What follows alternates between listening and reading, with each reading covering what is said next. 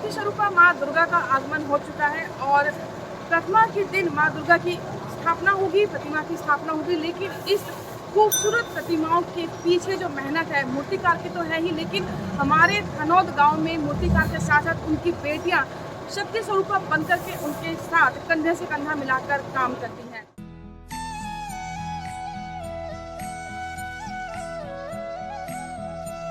धनौद गांव में राधे श्याम चक्रधारी की 4 बेटियां हैं और चारों बेटियां एक से बढ़कर एक जो है शिल्पकार है, नाम ही शिल्पी है और नाम के अनुसार उनके जो है काम भी उनका आप खूबसूरती से उनका जो काम है देख पाएंगे हमारे इस स्पेशल एपिसोड में शक्ति रूपेणु संस्था।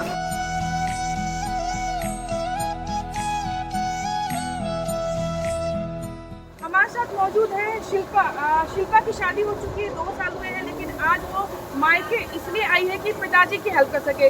शिल्पा, कैसे सीखा था मूर्ति बनाना और कैसे रुझान बढ़ा आपका?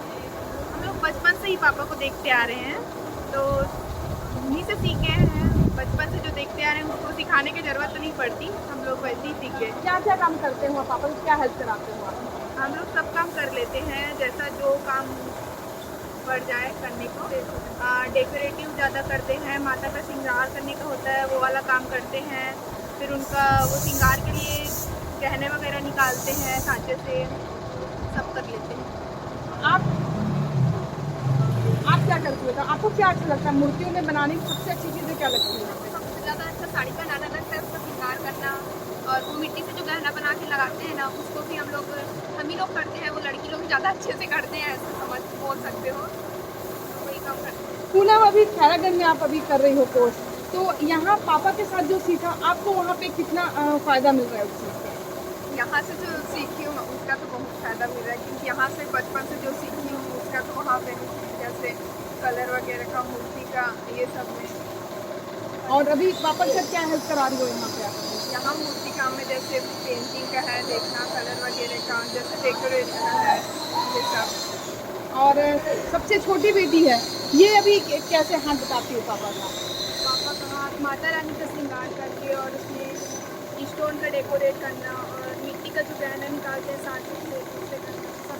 और जब नवरात्रि के कितने दिन पहले से आप लोग वर्कशॉप में आना शुरू कर देती हो?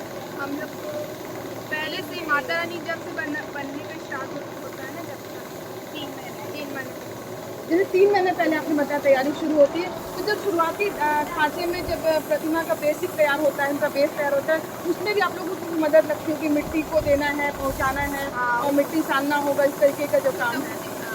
उस टाइम में ना छोटा मूर्ति बनता रहता है, तो हम लोग मिट्टी छानने का काम, उसमें रुई वगैरह मिलाने का होता है, ताकि मूर्ति जब बने ना फेस में तो क्रेक मत आए करके, तो उसको कैसे मिलाना है, ये सब काम हम लोग शुरुआत में वही वाला काम करते हैं। मिट्टी को छानना है, कितना देर धूप में सुखाना है, सही टाइम में उसको उठाना है। जब आप मूर्तियों बनाने का काम शुरू हुआ तो क्या कोई ऐसा कहता था कि ये क्या काम कर रही हो, क्यों सीख रही हो, हाथ गंदे हो जाएंगे, आपकी काफ़ी सहेलियाँ भी होंगी? नहीं, हम लोग को ऐसा कुछ नहीं बोलते थे पापा, क्योंकि पापा कुछ करते रहते थे, तो हम लोग वहाँ पे जाके अगर पापा मना भी करते थे ना, बेटा नहीं करो इसको करके, तो हम लोग उसमें लग जाते थे, फिर कुछ ना कुछ स्टेप देने लग जाते थे। तो पापा को भी अच्छा लगता था कि चलो करने दो इनको, इनका मन है। तो स्कूल जाने के बाद कुछ ना कुछ करते रहते थे, जैसे और कुछ नहीं तो उसमें झुमका बनाने का काम, माला बनाने का काम, मूर्तियों को सजाने का काम, छोटा छोटा उसको आकार देने का करते थे। तो पापा को अच्छा लगता था कि कुछ तो कर रही है करके।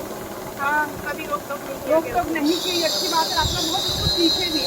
तो अब मूर्ति की जो कला आप लोगों ने सीखी, इससे आपको बाहर से बेनिफिट मिला? बाहर बेनिफिट ये मिला है कि मेरा अभी ना इसी फील्ड में, मूर्ति वाले फील्ड में जॉब लग गया है। नारी है एक गाँव, वहाँ पे क्लीनिंग यूनिट है, तो मैं वहाँ पे सुपरवाइज़र हूँ, क्योंकि मैं कुम्हार हूँ और मेरे को मिट्टी का काम आता है। इस बेस पे मेरे को वहाँ पे काम मिला है। बहुत बढ़िया। और जैसे आप लोग यहाँ पे वर्क करते हैं, मूर्तियाँ जब लेने आते हैं जिन्होंने ऑर्डर किया है, वो कैसा सम्मान करते हैं आप लोगों का? वो लोग तो हमको पूछते रहते हैं कि आपने किया है क्या, कैसे किया है, क्योंकि सबको ये काम नहीं आता ना, तो हम लोग करते हैं या करके दिखाते हैं सामने में, तो उनको बड़ा खुशी होता है कि आप लोग इतना अच्छे से कर लेते हो।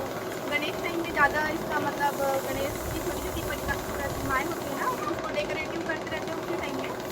सामने भी धोती बनाते हैं, पगड़ी पहनाते हैं, तो उनको देखने में बड़ा अच्छा लगता है। वो लोग बड़े तारीफ करके जाते हैं कि आप लोग बहुत कुछ भेंट वगैरह आप लोगों को मिलता है? हाँ, मिलता है ना, भेंट वगैरह भी देते हैं। बड़ी मूर्तियाँ जाती हैं तो कई लोग सम्मान करते हैं, चुनरी वगैरह देते हैं, सूट वगैरह ला के देते हैं। कई लोग तो इतना कुछ हो जाते हैं कि पैसा वगैरह भी देते हैं। तो आपके गांव में आपके अलावा और भी बहुत सारे यहाँ मूर्तिकार हैं, तो क्या सबके घर की बहन बेटियाँ ऐसा काम कर रही हैं क्या? हाँ, यहाँ पे ऑलमोस्ट सभी लेडीज़ लगी रहती हैं, क्योंकि इसी से सबका रोजगार चलता है, तो सब इसी में जुड़े रहते हैं। अब बेटियाँ भी अब धीरे धीरे करने लग गई हैं, क्योंकि हम लोग करते हैं ना, तो धीरे धीरे उनको भी लगता है कि दीदी लोग कर लेती है तो हम लोग भी कर लेंगे करके। अभी ऐसी कोशिश की है कि एक पूरी प्रतिमा आप लोग ने मिलकर बनाई हो? गणेश जी का करते हैं। गणेश जी का करते हैं, आप लोग खुद बना लेते हैं? हाँ, क्योंकि दुर्गा जी का छोटा छोटा प्रतिमा बहुत कम दिखता है, गणेश का दिखता है ना, तो उसको हम लोग कर लेते हैं। ये तो छोटी वाली और ज़्यादा करती है, इसी में लगी रहती है। अच्छा, आप बताओ बेटा कि गणेश जी की प्रतिमा कितने दिन में एक प्रतिमा बनाती हो आप? एक दिन में एक मिट्टी का बन जाता है, 2-3 निकालते हैं। 2-3 कर लेते हो पूरा, तो उसे पूरे अपने हाथ से ही साथ कितनी खांचे हाँ। में करते हो या अपने हाथ से ही बनता है? खांचे से करते हैं और हाथ से बनाओ तो एक दिन में एक ही मूर्ति बन पाता है, और खांचे से निकालो तो एक दिन में 5 मूर्ति बन जाता है। फिनिशिंग वगैरह करते ना, वो टाइम लगता है।